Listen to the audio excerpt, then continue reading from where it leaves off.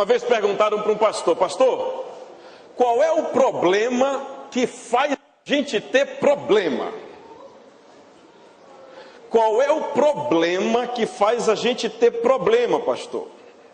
Principalmente na igreja. E aí alguém disse assim: olha, com certeza o que faz a gente ter problema é falta de oração. Se ora, não tem problema. E eu capo com os meus botões e eu fico assim meio reticente a acreditar nisso. Cá para nós, queridos. Nós somos uma igreja que ora. Se você vai nos Estados Unidos, lá tem igrejas que oram 365 dias do ano. Em Minas Gerais tem igreja que passa no monte o tempo todinho orando. Então eu acho que a oração não é problema. Então tem gente, se não é problema, o problema é falta de palavra. E aí, meu irmão, eu vou te dizer que eu acho que o problema não é falta de palavra. Porque hoje em dia você encontra em CD, em DVD, você vai para retiro, encontro, você tem um monte de palavra. Aqui nesse púlpito que você mais recebe é palavra, sim ou não? Se tem alimento que essa igreja te dá, é através da palavra de Deus. Então eu acho que o problema não é palavra. Outros acham então que o problema é adoração. Está faltando adoração. E aí, meu irmão, eu sou obrigado a não acreditar que o problema é falta de oração. Porque o que mais tem hoje é banda de música gospel. Hoje tem cantor, hoje tem Fernandinho, hoje tem Diante do Trono, hoje tem 4x1, 7x2, 9x3. Hoje não falta música. Hoje tem pastor Delcio, tem pastor Jair. Hoje, meu irmão, tem tanto louvor que às vezes não tem nem palavra, né, pastor? Até o pastor Elton agora está cantando.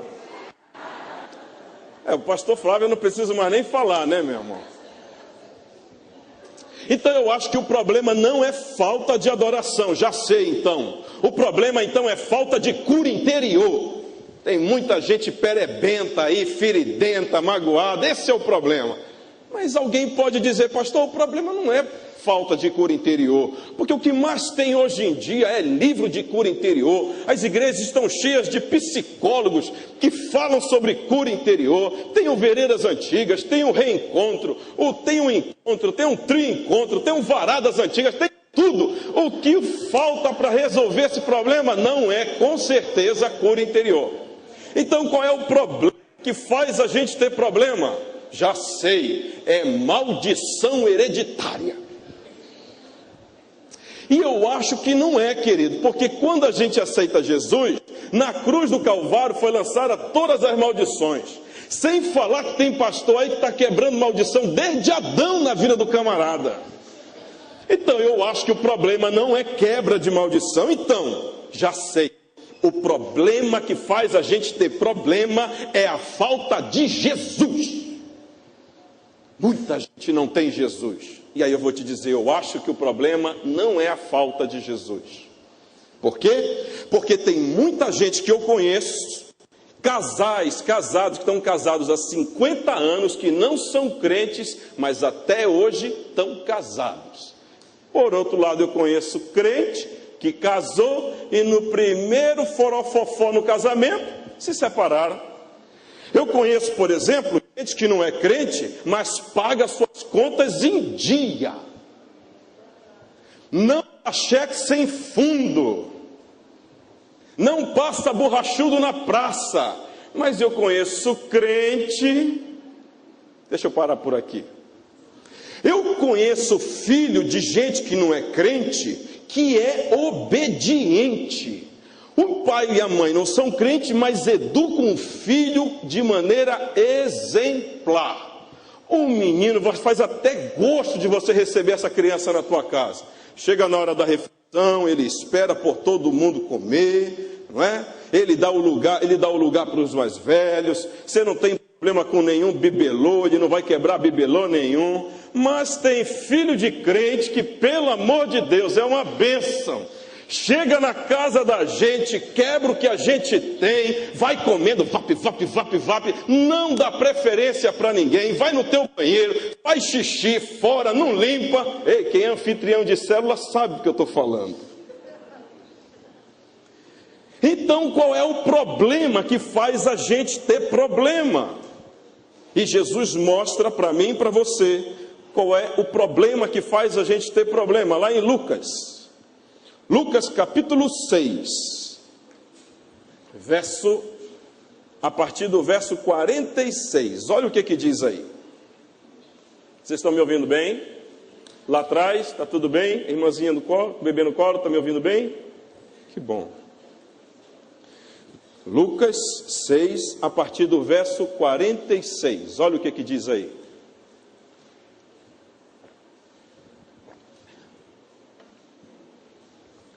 Por que vocês me chamam Senhor, Senhor, e não fazem o que eu digo? Eu lhes mostrarei com quem se compara aquele que vem a mim, ouve as minhas palavras e as pratica.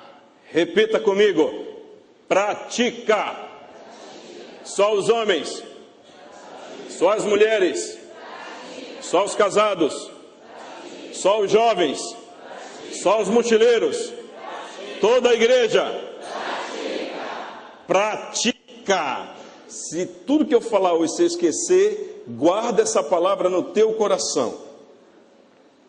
É como um homem que, ao construir uma casa, cavou fundo e colocou os alicerces na rocha. Quando veio a inundação, a torrente deu contra aquela casa, mas não a conseguiu abalar, porque estava bem construída. Verso 49. Mas aquele que ouve as minhas palavras e não as pratica, é como um homem que construiu uma casa sobre o chão, sem alicerces. No momento em que a torrente deu contra aquela casa, ela caiu e a sua destruição foi completa. Preste atenção para cá. Eu fiquei muito impactado com esse texto e, na verdade, eu não fui impactado inicialmente por esse texto, eu fui impactado por uma palavra do apóstolo. Na verdade, o nosso pastor estava eu, o pastor Flávio, o pastor Delcio. Semana passada, no gabinete do pastor Flávio, e no meio de uma conversa, de um discipulado com ele, ele disse assim: a minha maior preocupação, o meu maior desejo, não é ver uma igreja de 1000 membros, não é ver uma igreja de 10 mil membros, eu quero ver uma igreja de 10 mil membros no céu. A maior preocupação dele é ver uma igreja salva. E sabe, queridos, a Bíblia diz que a gente tem que ouvir os nossos profetas, e nós seremos prósperos. E aquela palavra rumina no meu coração até hoje. Porque, queridos, não vale a pena vir para a igreja, não vale a pena ser crente se não for para o céu. Você entende isso? Quando eu leio esse texto com você, esse texto ele diz assim: que eu e você viemos, aquele que vem até a mim. Nós viemos, sim ou não? Viemos. Aquele que ouve, nós ouvimos? Nós ouvimos. E aquele que pratica, diga comigo, pratica. Só o lado esquerdo. Só o lado esquerdo. Só o lado direito. Toda a igreja. Quem não pratica, a casa cai. Vamos lá? Quem não pratica, a casa cai. Deixa eu te dizer uma coisa, querido. Quando eu e você lemos esse texto, o texto está dizendo que ele cavou bem fundo para achar a rocha. E sobre a rocha que ele achou, ele colocou o alicerce. Quando você lê Mateus capítulo 7, você tem uma interpretação de que a rocha, ela está na superfície. Não, não. Lucas, ele é mais detalhista. E ele diz que a rocha não está na superfície. A rocha está no fundo. E o que eu faço então para cavar? E quando é que eu estou cavando? Eu cavo quando eu leio, eu cavo quando eu medito, eu cavo quando eu ouço. Amém? Então nós estamos muito acostumados a cavar nessa igreja.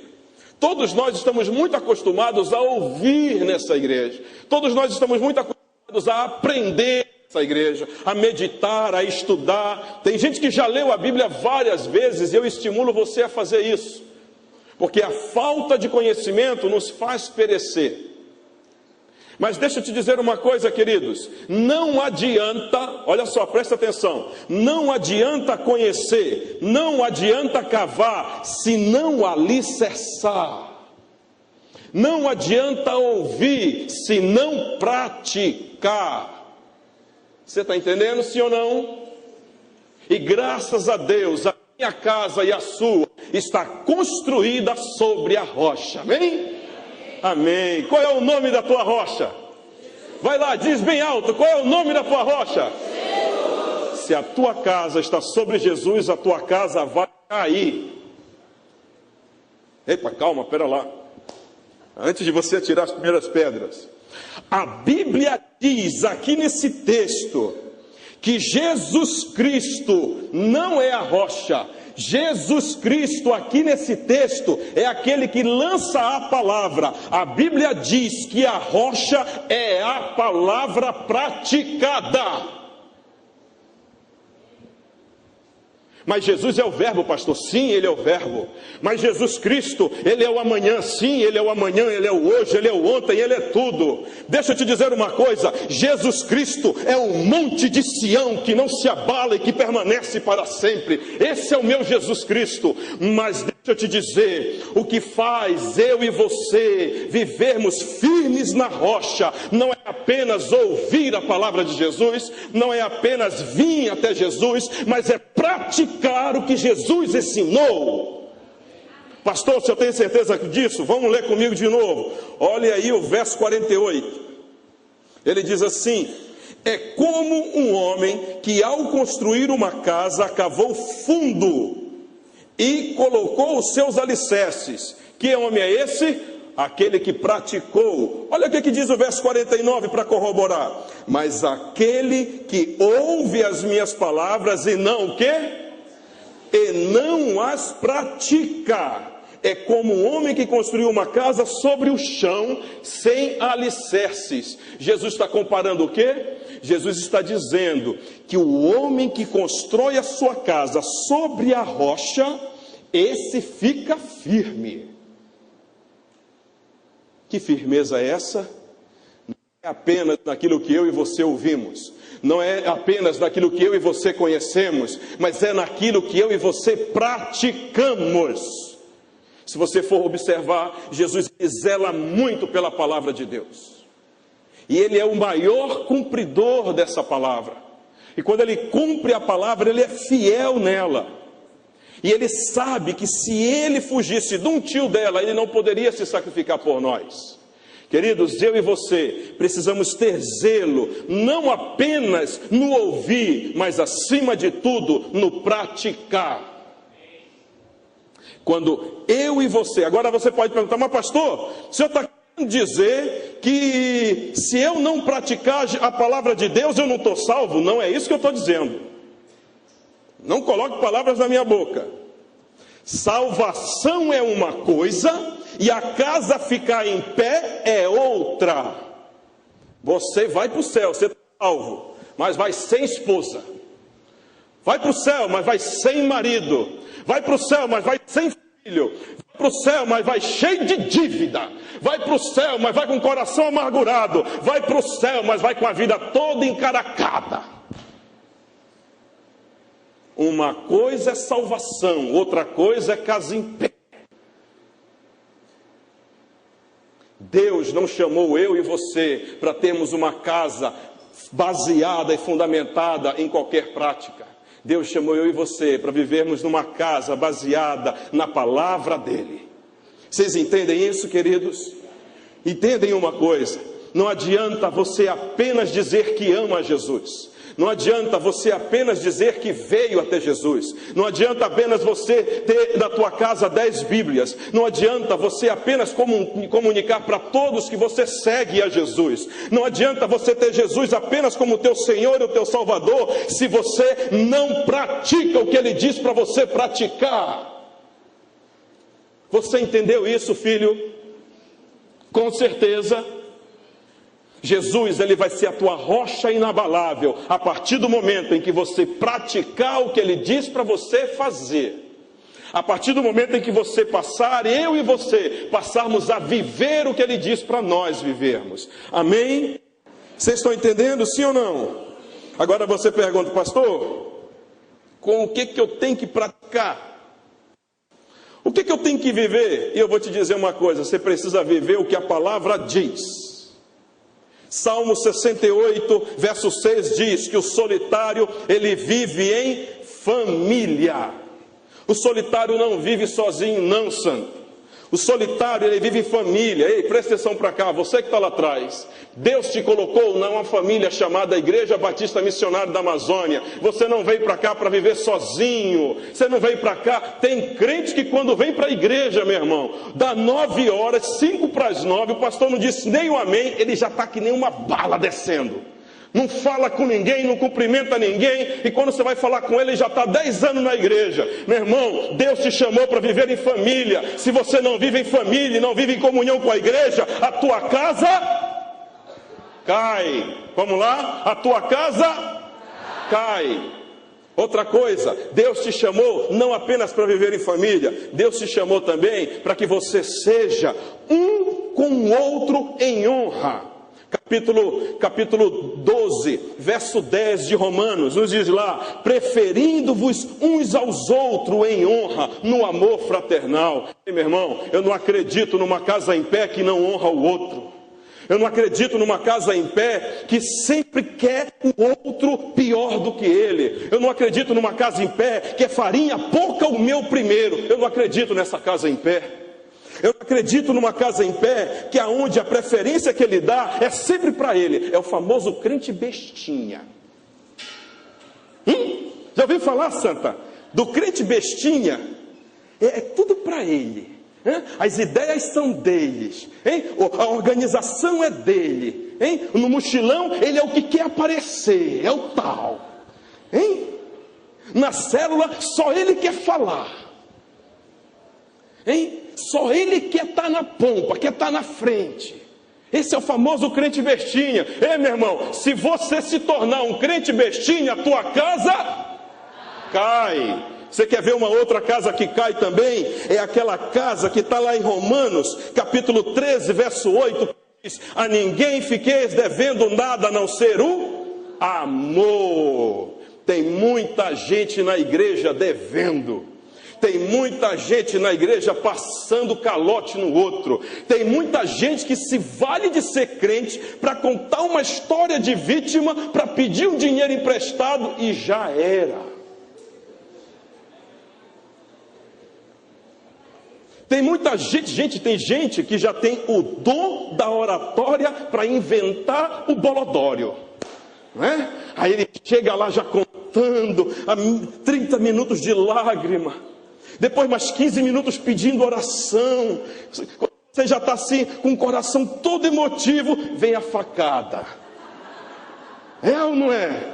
Tem crente que está pronto para pedir, meu irmão. Deixa eu te dizer uma coisa. Se você fica devendo para o teu irmão além do amor, se você fica devendo para o teu irmão atenção, se você fica devendo dinheiro, se você fica devendo vida de Deus para a vida dele, se você fica devendo testemunho, a tua casa cai. Quer ver um outro tipo de casa que pode cair também? É aquela casa que a gente não consegue perdoar. Tem crente que vem para a igreja, quer se manter firme, mas não consegue perdoar. Tem crente que vem para a igreja, prega o evangelho, fala do evangelho, mas tem dificuldade de liberar perdão.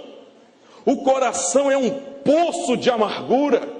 A Bíblia diz lá em Efésios, para que eu e você não guardemos nenhuma raiz de uma amargura no nosso coração. Mas é aquele crente dengoso. É aquele crente nhenhoso, né? Que qualquer coisa dói, qualquer coisa fere. Aquele crente que sempre é a vítima de tudo. Vocês já viram disso? Graças a Deus, isso é só em outra igreja, tá, queridos? A nossa não tem esse problema. Meu irmão, se a gente vive uma vida sem perdão, a nossa casa cai. Você quer ver um outro tipo de casa que ela cai? É aquela casa aonde o marido não entende o que tem que fazer. Essa casa cai. Você quer ver uma coisa? A Bíblia diz para mim e você, marido, o quê? Amar a nossa esposa. Não é isso, filho? Não é? É hoje. A Bíblia diz que o marido tem que amar a sua esposa. Mas tem marido que chega, pastor Elton, e vai logo dizendo: mas que eu não estou amando? Eu estou amando? Não tem comida na mesa? Não tem casa alugada? Não tem as contas pagas? O que ela precisa? Eu não estou tudo para ela? Não é isso que ela quer, não, Sam. Não é isso que ela quer, não. Mulher gosta desse negócio de fró, não é? De nhen. Mulher gosta dessas palavras galantiosas, não é? Desse cheirinho no cangote, não é? Mulher gosta de ser pegada, paparicada, amaciada. É, meu irmão. Mulher gosta dessas coisas. Lembra quando fazia isso quando tu era namorado? Pois é, santo. Agora não quer fazer mais? Tem que fazer. Olha para esse maridão que está do teu lado, diz para ele assim, com esse semblante assim, olhar. Qual é o olhar, filha, que eu já me bolei no olhar? Olhar 43, é isso? Aquele olhar 43 dizendo: você tem que me amar. Tem que amar, santo. A mulher, ela fica fantasiando as coisas.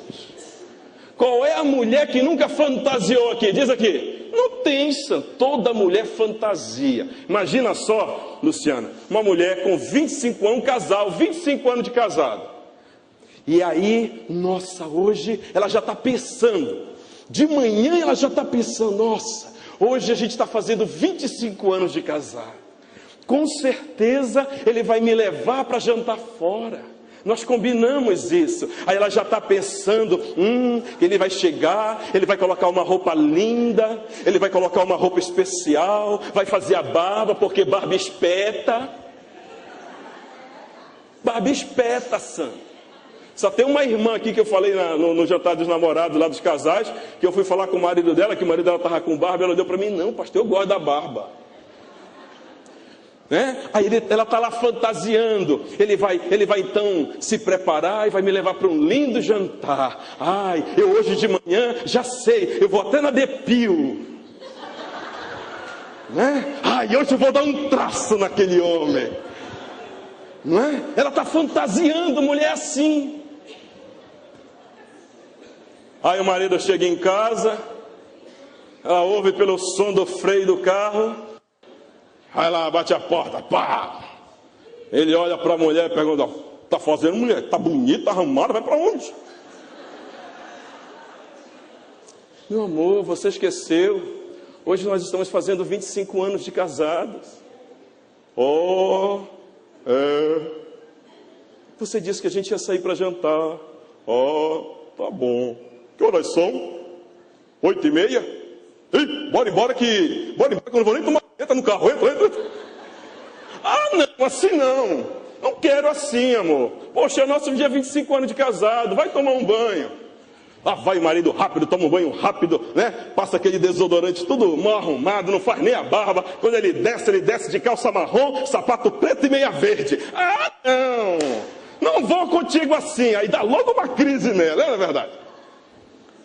Aí pronto, meu irmão. Esse dia está chovendo. Entro no carro, quando chego, ela está já imaginando: nossa, ele vai me levar com certeza no Mangal das Garças. Quando eu chegar no Mangal das Garças, lá vai estar um buquê de rosas me esperando, com um violinista tocando na mesa durante todo o período do jantar. Ela está fantasiando, santo. É assim, mulher. Para a decepção dela, quando ela chega, está chovendo, ele é o primeiro a sair do carro, sai correndo, deixa ela para trás. Nem a porta o santo abre. Quando ela chega no lugar, aí o semblante dela descai.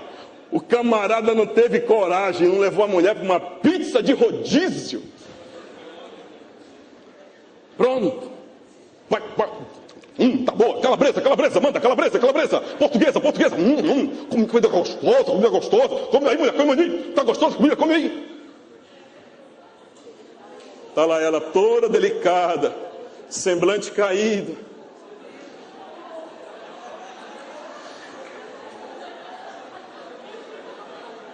Que foi, mulher? Tá gostando da comida? Come aí. Ei, mais uma. Cata o queijo.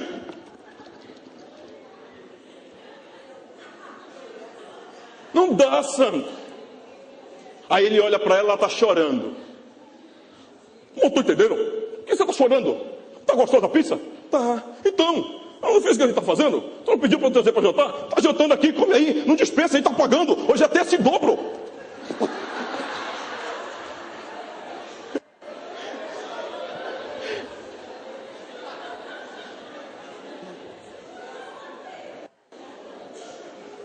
Olha para esse marido que está do teu lado e diz assim: entendeu? Se você não me amar, a casa cai.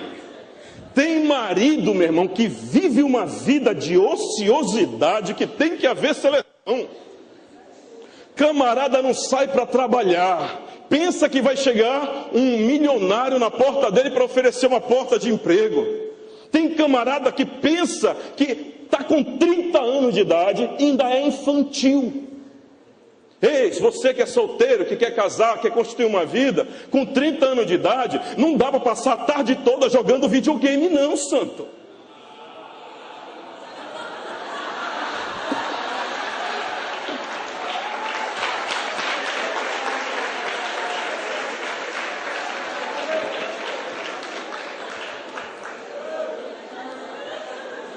Vai nesse negócio de videogame o dia todo.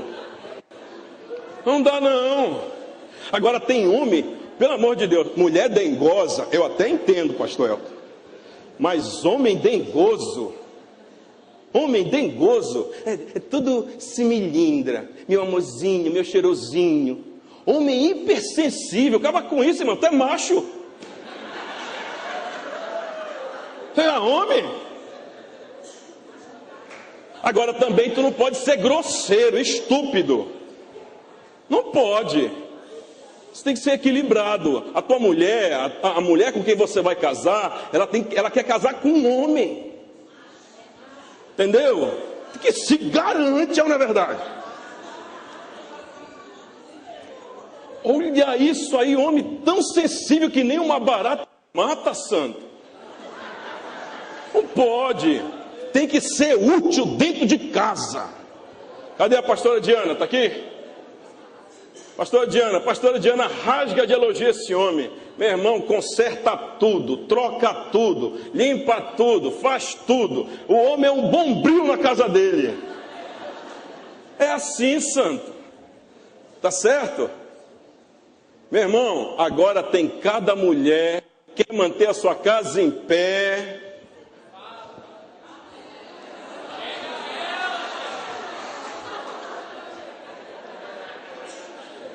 Ainda tem tempo, pastor Flávio. 1 Pedro capítulo 3, versículo 1. A mulher que tem um marido que não é crente e quer ganhar ele para Jesus, você vai ganhar com o seu testemunho. Ei, minha irmã, que testemunho tu está dando para o teu marido se tu é barraqueira desde o dia que casou, santa? Não pode ver uma briga que já está lá, aqui agora. Brasil, gente, é agora. Não pode ser barraqueira não, querido. A confusão não é tua, o problema não é teu. Não te mete onde tu não foi chamada, santa. Mulheres melodramáticas. Ah, vai dar tudo errado. Pior dia da minha vida. Ele esqueceu o dia do meu casamento. Dramática, mulher dramática. Mulher cri-cri. Estão vindo por aí? Graças a Deus não são as nossas não, viu? Só é de outras igrejas. Mulher cri-cri, perturba por tudo, quer saber de tudo. Onde é que estava? E quando foi? E como foi? E onde foi? Mulher incomodada com tudo, quer saber de tudo, perturba, incomoda, mulher ciumenta. Não estou dizendo que não existe aquele ciúme bom, né? Aquele ciúme que faz, nossa, ela ainda gosta de mim, né? Oi? O zelo, aquele zelo acompanhado, né? Com uma pitada de ciúme, meu amor, eu estava preocupado com você, não é? Mas tem mulher que é pegajosa demais. O camarada está dirigindo o carro, ela está do lado e está dizendo, ei, o que aquela menina ali no carro, 3 vezes à nossa frente, está olhando para o retrovisor para cá, hein? É a 3ª vez que ela olha para cá, para esse retrovisor.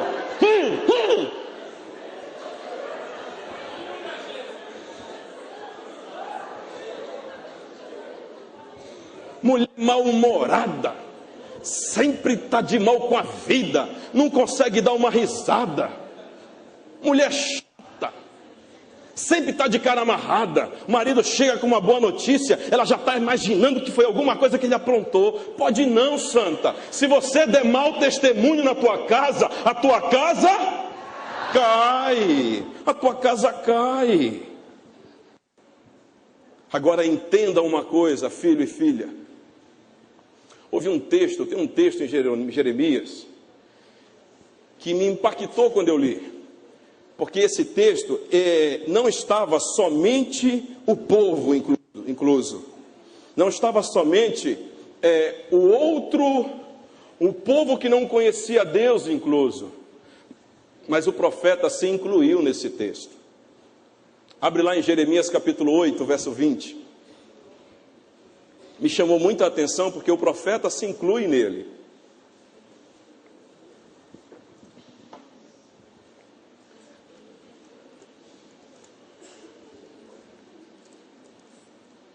Jeremias capítulo 8, verso 20. Eu estimulo você, quando eu chegar em casa, a ler todo o contexto do capítulo 8. Nós não teremos tempo para fazer isso aqui, mas é um contexto onde Deus ele está trazendo juízo sobre o povo de Israel. Deus ele chega ao ponto de dizer que os outros povos conseguem fazer o que é certo e Israel não consegue. Israel se prostrou diante da idolatria e abraçou outros deuses. E então, o profeta, e aqui mostra nesse texto a tristeza do coração de Deus com tudo que aconteceu e com as opções e escolhas de Israel. E no versículo 20, o profeta, ele abre um espaço entre a profecia, a palavra que Deus estava trazendo para o povo, cai sobre ele, ou melhor, ele recebe o entendimento claro, rema do cenário que estava acontecendo. Gente, tem gente que está alertando para a gente, ei, você vai cair, ei, não vai por aí, você vai se dar mal, ei, não faz isso, tem um problema aí na frente. Tem discipulador que já não sabe mais o que fazer, de tanto orar e de tanto aconselhar para o seu discípulo não escolher a opção errada. E ele parece que está cego. E parece que os olhos do profeta foram abertos, descortinados. E no versículo 20 ele escreve: passou a cega, acabou o verão, e nós não estamos salvos.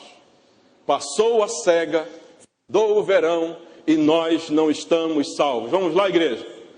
Passou a cega, findou o verão, e nós não estamos salvos. Todo mundo com vontade agora para gravar. Passou a cega, findou o verão, e nós não estamos salvos. Cega, presta atenção para cá. Cega era o período de plantação. Era o período de preparação da terra para plantar.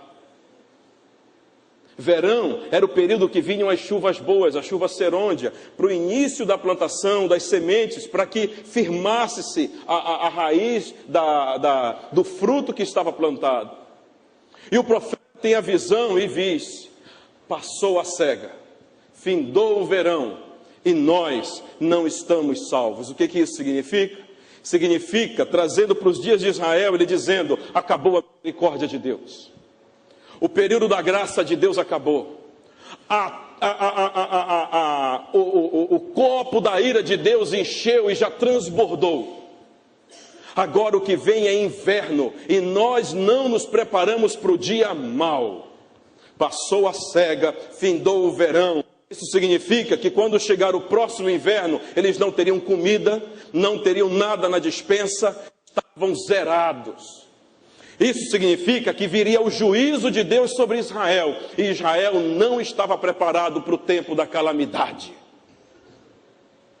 Sabe, queridos, eu aprendo com isso, que eu e você ainda precisamos ser salvos. Eu creio que existem, e a Bíblia nos registra isso, a salvação imediata e a salvação progressiva. A salvação imediata, aquele que tem o Filho, tem a vida. Crê no Senhor Jesus e será salvo tu e a tua casa. Aquele que nasceu de novo, nova criatura é, as coisas já se passaram e tudo se fez novo. Essa é a salvação imediata, mas tem uma salvação progressiva. Uma salvação que eu preciso ser salvo todo dia. Tem uma salvação que eu preciso ser salvo dos meus achismos. Tem uma salvação que eu preciso ser salvo dos meus comportamentos, que ainda precisam se parecer mais com os comportamentos de Jesus. Uma salvação que me leve a falar mais como Jesus falou. Uma salvação que me leve a ser como Jesus é. Uma salvação que me deixe a semelhança dele. Essa salvação você precisa. Essa salvação as outras igrejas precisam. Essa salvação os líderes de célula dessa igreja precisam. Essa salvação os pastores dessa igreja precisam. Dessa salvação eu preciso. Nós precisamos de uma salvação que nos faça ser semelhantes a Jesus. Nós precisamos de uma salvação que nos faça ser salvos. Eu e você precisamos de uma salvação que de fato nos salve. Nos salve de quê, Léo? Nos salve de pensar que nós não precisamos ser salvos. Eu preciso de uma salvação que me faça ser autossuficiente. Eu preciso de uma salvação que me salve de achar que eu posso resolver as coisas sozinhos na força do meu braço. Eu preciso de uma salvação que me faça saber que eu tenho que ser luz e sal, não só aqui na igreja, mas lá fora também. Eu preciso de uma salvação que me salve de achar que eu posso trabalhar e não honrar meus compromissos. Eu preciso de uma salvação que me salve de achar que eu posso ser próspero financeiramente e não ser dizimista e ofertante. Eu preciso de uma salvação que me salve de achar que o meu irmão é mais importante e ele pode fazer o que quer. E eu tenho que baixar a cabeça sempre para ele. Mas por outro lado, eu também preciso de uma salvação que me salve de pensar que eu sou mais importante do que ele. Dane-se o resto. Eu preciso de uma salvação, meu irmão e minha irmã, que me faça namorar e orar pela minha namorada, mas também que me leve a honrá-la e não tocar nela quando devo, ou melhor, quando eu não posso. Eu preciso de uma salvação que me faça, então, a caminhar nos caminhos da palavra e praticar essa palavra. Eu preciso de uma salvação que não me acomode, que não me acovarde, que não me encare as coisas sempre com facilidade. Eu preciso de uma salvação que não me deixe fugir da realidade. Tem crente que vive no mundo da lua. Eu preciso, meu irmão, eu e você precisamos de uma salvação que não deixe a gente ser um crente anêmico, um crente raquítico, um crente de último banco, um crente que não se importa com o outro. Eu preciso de uma salvação que me faça amar o que estão pregando, mas também pregar o evangelho que eu creio. Eu preciso de uma salvação que não me faça adormecer, mas eu preciso de uma salvação que me leve para avançar. Eu preciso de uma salvação que me faça pensar que as coisas de ontem, que já passaram, elas também já foram feitas novas. Eu preciso de uma salvação que não me deixe ser um crente nostálgico. Oh, que saudosa lembrança! Oh, velhos tempos aquele. Escola dominical, CAD. Oh, saudade do CAD, Deus livre.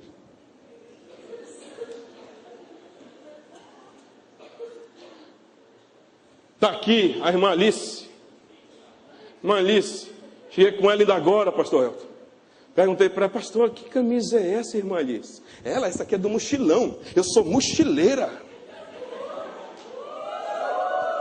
Não está aqui cantando música do passado, não está aqui presa no passado. Meu irmão, Deus foi bom, Deus agiu no passado, mas Ele quer agir hoje. Deus operou ontem, mas Ele quer operar no presente. Deus, Ele agiu, Ele usou vidas ontem, mas Ele ainda quer continuar usando hoje. Eu quero uma salvação que nos faça avançar e não parar.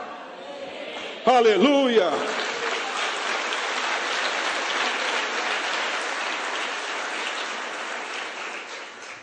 Eu e você precisamos de uma salvação que não nos deixe ser apenas crentes de terça, que não nos deixe ser apenas crentes de grandes eventos. Eu e você precisamos de uma salvação que não busca o reino só depois, que não pensa que o céu vai ser sempre só lá. Eu quero uma salvação que me traga o céu para cá.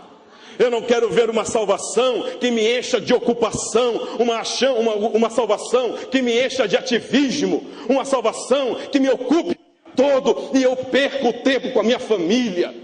Eu preciso ser salvo de uma salvação que ache que eu sempre sou certo e os outros estão errados. Eu preciso de uma salvação que me salve de ser muito crítico, de sempre ver as coisas erradas, de apontar o defeito dos outros. Eu preciso de uma salvação que me orgulhe sim, mas do evangelho que eu vivo. Eu preciso de uma salvação que me salve de ser orgulhoso. Eu preciso de uma salvação que me leve para longe de olhar que essas paredes e esse templo é mais importante que as ovelhas que estão sentadas. Ah, meu irmão, eu e você precisamos ser salvos sim. Precisamos ser salvos de achar que nós somos os maiores, os bambambãs. Meu irmão, Batista Missionária não está com essa Coca-Cola toda não. Não, a minha igreja é melhor. Graças a Deus pela missionária. Glória a Deus por esse rebanho.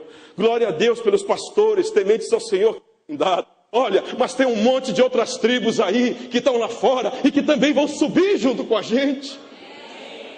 Ah, meu irmão, eu e você precisamos de uma salvação que nos salve de ser aquilo que Deus não sonhou para nós. Eu e você precisamos de uma salvação que de fato mantenha a nossa casa em pé. Fique de pé em nome de Jesus.